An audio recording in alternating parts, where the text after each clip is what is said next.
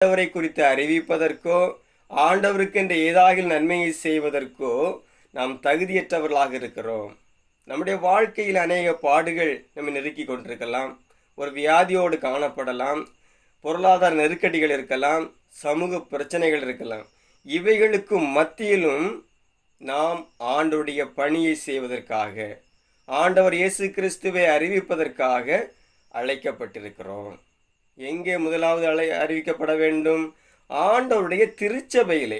அவர் சொல்கிறார், இஸ்ரவேல் வீட்டாரே ஆண்டவருடைய திராட்சை தோட்டம். அவர் அழைக்கப்பட்ட மக்கள், தெரிந்து கொள்ளப்பட்ட மக்கள் இன்னும் ஆண்டவரோடு நெருக்கமற்றவர்களாக, கடவுளுக்கு கீழ்ப்படியாதவர்களாக, இன்னும் நம்பிக்கையில வளர்ச்சி அடையாத நிலையிலே நம்முடைய சகோதரர்கள், சகோதரிகள், நம்முடைய குடும்பத்தின் உறுப்பினர்கள், திருச்சபையுடைய அங்கத்தினர்கள் வாழ்ந்து கொண்டிருக்கின்றோம். இவர்களிடத்திலே நாம் பணியை செய்ய வேண்டும்.